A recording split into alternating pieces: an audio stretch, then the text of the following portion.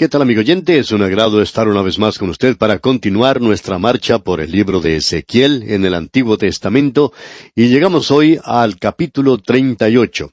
Así es que le invitamos a que abra su Biblia en Ezequiel capítulo 38 y se prepare para viajar con nosotros a través de esta porción de la Escritura.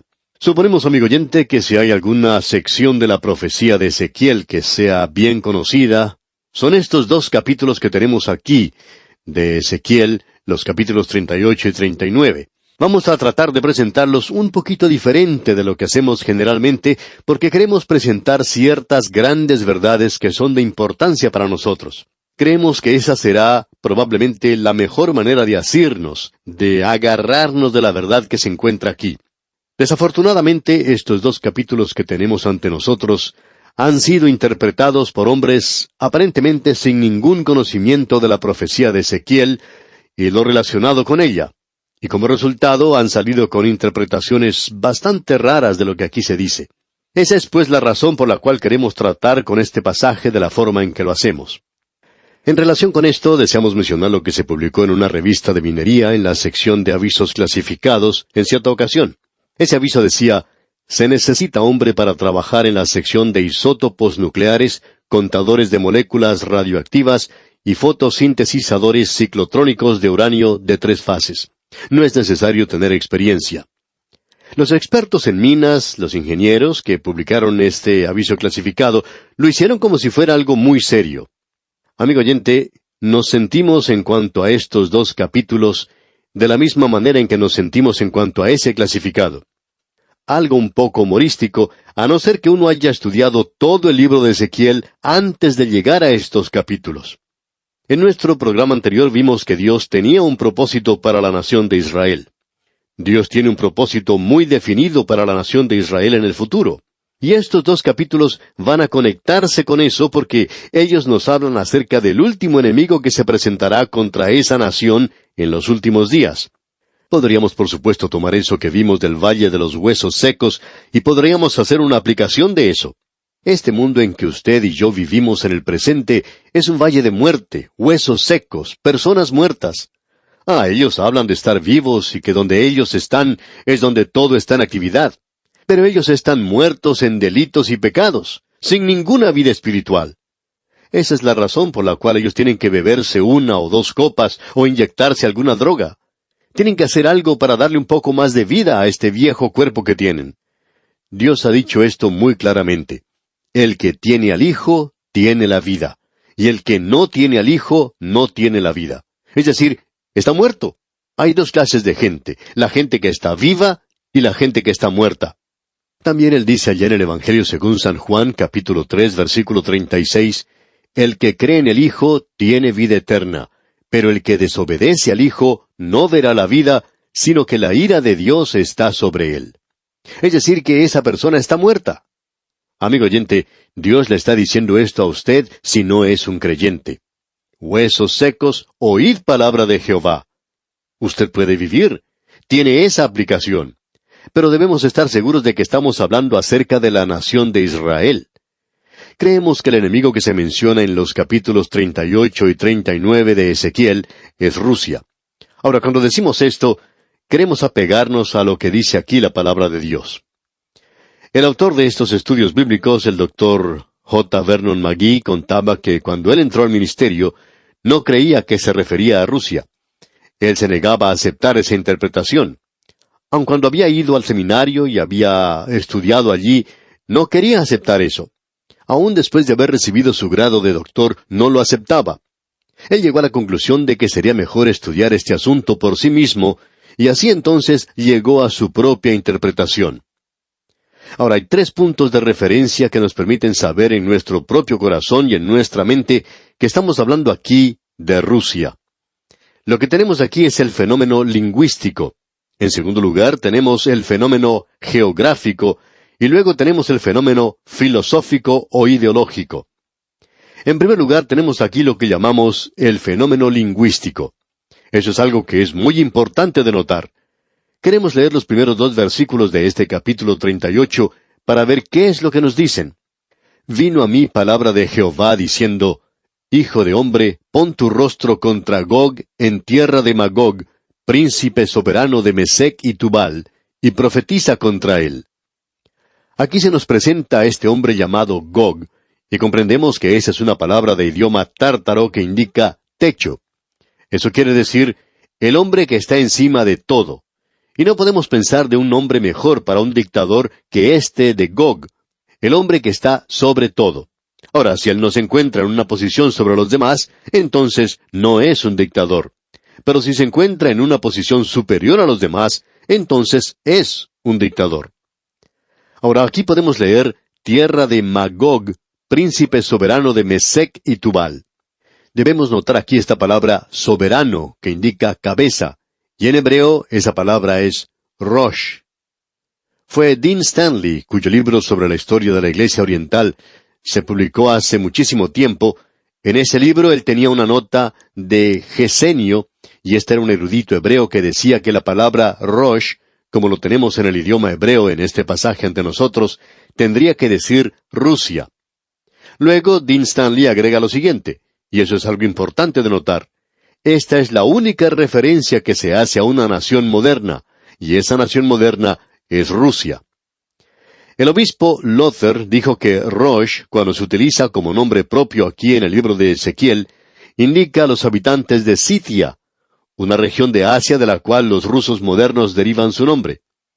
Originalmente, Rusia había sido llamada Moscú, y ese es un nombre derivado de Mesec. Fue Iván el Terrible, el zar de Rusia, quien llegó al trono moscovita en el año 1533, quien se nombró a sí mismo zar de Rusia, y esa fue la primera vez que ese nombre fue utilizado. Estamos seguros de que usted puede notar que esas palabras que se mencionan aquí, Mesec y Tubal, por cierto, suenan parecido a Moscú y Tobolsk, un lugar que se encuentra en Siberia. Creemos que aquí usted tiene algo realmente digno de consideración. Nos damos cuenta que es imposible observar en este lenguaje palabras como esta y no llegar a la conclusión de que aquí se está hablando de la nación moderna de Rusia. Ahora, la segunda prueba o argumento que tenemos es el fenómeno geográfico. Aquí se menciona 2 veces la posición geográfica de los confines del norte. Aquí tenemos a varias naciones que van a estar con Rusia en aquel día. Gomer se refiere a Alemania y todas sus tropas, y la casa de Togarma, eso es Turquía en los confines del norte, y eso se nos dice allí con toda claridad. Luego en el versículo 15 leemos, «Vendrás de tu lugar, de las regiones del norte, tú y muchos pueblos contigo, todos ellos a caballo, gran multitud y poderoso ejército». Y luego en el capítulo 39, versículo 2 leemos, «Y te quebrantaré y te conduciré, y te haré subir de las partes del norte, y te traeré sobre los montes de Israel». Este lugar se identifica para nosotros como las partes del norte. Cuando usted observa un mapa, puede notar la ubicación de Rusia con respecto a Israel. El significado literal aquí, con toda franqueza, es las partes más extremas del norte. Usted toma un mapa y puede observar que Rusia se encuentra al nororiente y directamente al norte y al noroccidente. En realidad, uno puede apreciar que ese país cubre a Israel, tal como ese cuadro que uno ve por ahí, de un hombre recostado contra un cacto, con su rostro cubierto por un amplio sombrero.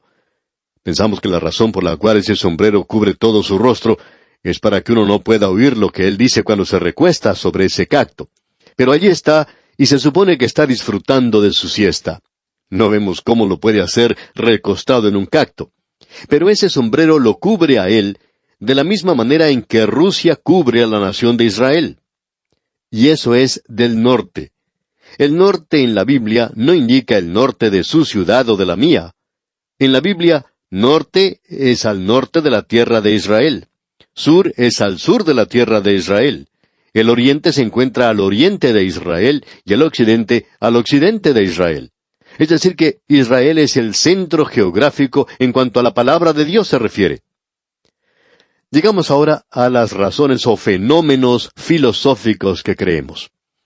Pensamos aquí que tenemos una de las grandes pruebas, y esto es algo notable. En el versículo 3 del capítulo 38 de Ezequiel leemos, «Y di, así ha dicho Jehová el Señor, He aquí yo estoy contra ti, oh Gog, príncipe soberano de Mesec y Tubal. Son palabras extrañas las que vemos aquí. Dios ya ha dicho varias veces esto en el libro de Ezequiel. Lo ha dicho contra Babilonia, lo dijo contra Egipto, lo dijo contra esas naciones que estaban contra su pueblo y que en realidad estaban contra Dios. Y aquí tenemos a una nación que se presenta en los últimos días y que está contra Dios. Sabemos que está contra Dios y Dios dice, yo estoy contra ti. Lo que aquí se dice es diferente a lo dicho a otra nación. Dios dijo esto en cuanto a varias naciones que ya estaban en existencia a causa de la gran enemistad y el rechazo de Dios. Pero esta nación ni siquiera había llegado a existir cuando Ezequiel vio esto. Pero Dios dice que está contra esa nación. Ahora eso es algo extraño. Y vamos a decirle, amigo oyente, ¿por qué pensamos que es extraño? ¿Ha notado alguna vez que usted y yo estamos viendo algo que ninguna generación en el pasado ha visto? Es decir, que sea una nación cuya filosofía básica es contra Dios. La economía política de la nación descansa en esta premisa, de que no hay Dios. O sea, es atea. No hay ninguna otra nación en el pasado que se haya presentado de tal manera, con una posición tan declarada, con la cual dijera que no había Dios. Ahora alguien quizá nos puede preguntar, ¿y qué nos dice entonces acerca de las naciones paganas del pasado? Ninguna de esas naciones, amigo oyente, eran ateas. Todas eran politeístas desde el comienzo. Cuando los hombres se apartaban, no se hacían ateos. Y la razón por la cual no se hacían ateos, creemos que es fácil de comprender, ya que se encontraban demasiado cerca a la revelación. Después de todo, en los días de Noé uno no tenía ateos. Eso no era el problema con esa gente. El problema con ellos es que se habían apartado al pecado y adoraban a muchos dioses. El hombre se apartó en ese punto. Se apartó al politeísmo. Esa es la razón por la cual Dios juzgó a las naciones. Él dijo de Memphis, todos los ídolos van a desaparecer, y han desaparecido. Tal vez no hubo ninguna otra nación o pueblo que se hubiera entregado tanto a la idolatría, con excepción de los de Babilonia. Pero eso era lo que caracterizaba al mundo antiguo. Pero aquí tenemos a una nación cuya filosofía básica es que está contra Dios. Al principio no había ateos. Dios nunca dio un mandamiento contra el ateísmo al principio. Uno no puede encontrar eso. Por ejemplo, los 2 primeros mandamientos que Él dio fueron contra el politeísmo. No tendrás dioses ajenos delante de mí. Ese fue el primer mandamiento. El segundo decía, no te harás imagen, ni ninguna semejanza de lo que esté arriba en el cielo, ni abajo en la tierra, ni en las aguas debajo de la tierra. Así es que aquí tenemos mandamientos contra el politeísmo, pero no hay ninguno contra el ateísmo. Cuando llegamos a la época de David, el ateísmo comenzaba a aparecer. Y David dijo, dice el necio en su corazón. Esa palabra necio es aún peor de lo que nosotros comprendemos por necio. Esto indica a una persona que ha perdido su juicio, es decir, una persona que se ha vuelto loca. De paso, digamos que esa es la señal del ateo. Cierto hombre tenía un maravilloso ministerio entre los ateos, y Dios lo usó maravillosamente entre esta gente. En cierta ocasión, él escuchó decir a un hombre, yo no creo que haya un Dios, y creo que cuando morimos nos sucede lo mismo que le sucede a un perro. Con eso se acaba todo. Este predicador esperó hasta que toda la gente saliera del lugar, ya que no quería una situación embarazosa con este hombre, pero luego le dijo, ¿le oí yo correctamente a usted decir que no cree que hay un Dios? A lo que ese hombre contestó, así es. El predicador le dijo, entonces usted dice ser un ateo. A lo cual este otro hombre le contestó, yo soy un ateo. Y el predicador le dijo, bueno, yo tengo una pregunta que hacerle a usted. La Biblia dice que el necio dijo en su corazón que no había Dios. Ahora esta palabra necio indica que una persona está loca. ¿Estaba usted hablando seriamente cuando dijo, no hay Dios? ¿O está usted loco? Tiene que ser una de las dos, y quisiera saber cuál es. Por supuesto que esto sacudió un poco a este hombre, y no sabía qué responder. Amigo oyente, eso es lo que la palabra de Dios dice. Y creemos que en realidad hay demasiadas personas hoy que van de un lugar a otro y que merecerían ser tratados de esa manera cuando niegan la existencia de Dios. Esa es una posición casi imposible de mantener para el hombre tan pequeño. Pero aquí tenemos una nación que se ha levantado y esa ha sido su filosofía básica. Y como resultado, ha sido una nación con la cual los hombres, en lugares de importancia, han dicho que uno no puede negociar con esa clase de gente. El estadista británico Winston Churchill dijo, «Rusia es una adivinanza envuelta en un misterio dentro de un enigma». Esa ha sido la filosofía básica de esa nación y se ha levantado en nuestro día.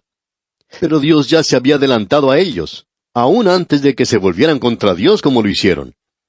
Uno de sus gobernantes se jactó diciendo, «Hemos depuesto de la tierra a los zares, como lo hicieron, y ahora destronaremos del cielo al Señor». Podríamos citar una cosa después de la otra, pero cuando ellos enviaron un cohete, el Sputnik, usted recordará que fue un artefacto que entró en órbita, luego mandaron un cohete que se estaba dirigiendo hacia el Sol, y en la radio dijeron, «Nuestro cohete ha pasado por alrededor de la Luna, se está acercando al Sol, y no hemos descubierto a Dios. Hemos apagado luces en el cielo, las cuales ninguno jamás podrá prender nuevamente. Estamos quebrando el yugo del Evangelio, el opio de las masas. Vamos a seguir adelante y Cristo será relegado a la mitología». Esas fueron las palabras de ese líder ruso. Y nos hemos preguntado muchas veces, ¿qué era lo que esta gente pensaba? ¿Pensaría acaso que Dios estaba escondido detrás de la luna y que al pasar ellos por el otro lado de la luna y al no verle, eso explicaba que Dios no existía? Esa es una filosofía que no tiene ni pies ni cabeza. Aquí tenemos estos 3 puntos de identificación. Y cuando lleguemos al capítulo 39, veremos que Dios los repite otra vez y dice que Él está contra ellos. Él dice aquí que esta gente va a presentarse contra su propio pueblo. Se dice esto una y otra vez, y Él tendrá esas naciones junto a Él. No vamos a entrar en detalles aquí, pero notemos lo que dice el versículo 8 de este capítulo 38 de Ezequiel. «De aquí a muchos días serás visitado. Al cabo de años vendrás a la tierra salvada de la espada, recogida de muchos pueblos, a los montes de Israel, que siempre fueron una desolación, mas fue sacada de las naciones, y todos ellos morarán confiadamente». Ahora aquí tenemos algo que creemos es muy interesante. Fue algo que ocurrió al terminar la Segunda Guerra Mundial. Lord Beverly estaba visitando al general Douglas MacArthur en la ciudad de Nueva York. Los periodistas se encontraban afuera y querían tener una conferencia de prensa con estos hombres, pero ellos se negaron. Los periodistas esperaron a que uno de ellos bajara, y luego vino Lord Beverly, y él contestó algunas preguntas. Una de ellas tenía que ver con Rusia, por supuesto, muy importante en esa época. Todos estaban diciendo que ellos iban a avanzar, a apoderarse de Berlín Oriental y a actuar en Europa. Y Lord Beverly dijo, «No creemos que Rusia avance al occidente. Creemos que Rusia se dirigirá hacia el sur, y el general MacArthur está de acuerdo conmigo en esto». Eso fue algo muy interesante, por cierto. Durante ese tiempo, y esto se ha repetido muchísimas veces desde entonces, el único lugar donde existe una verdadera crisis es en el Medio Oriente. Y amigo oyente, después que los hombres se hayan olvidado todo en cuanto a estas guerras en Vietnam y todo lo demás, van a recordar las cosas de la nación de Israel. Han estado ocupando los titulares de los periódicos por muchos siglos. Ahora ellos van a ir contra esa tierra. Rusia bajará contra la tierra de Israel. ¿Por qué irán ellos contra la tierra de Israel? Bueno, Dios dice que Él los va a llevar allí. Y el versículo 4 de este capítulo 38 de Ezequiel dice, «Y te quebrantaré, y pondré garfios en tus quijadas, y te sacaré a ti y a todo tu ejército, caballos y jinetes, de todo en todo equipados, gran multitud con paveses y escudos, teniendo todos ellos espadas». Dios dice, «Yo voy a poner garfios en tus quijadas, y te voy a llevar a esa tierra, quieras o no quieras hacerlo». En nuestro próximo programa, Dios mediante, vamos a observar otros 3 garfios que podemos apreciar hoy, y creemos que habrá más de estos al avanzar aquí en nuestro estudio. Pero Dios tiene 3 garfios en la boca de esa nación que los va a obligar a ellos a ir a esa tierra, o sea, a ir a Israel, y esa es una de las cosas que sorprenderá más al encontrarlas en la palabra de Dios. Por hoy, pues, vamos a detenernos aquí y le invitamos a que nos sintonice en nuestro próximo programa. Sin embargo, le recordamos leer el resto de este capítulo 38 para estar así mejor informado y poder sacar de este estudio el mayor provecho posible. Será pues, hasta entonces, es nuestra oración que el Señor le bendiga en gran manera.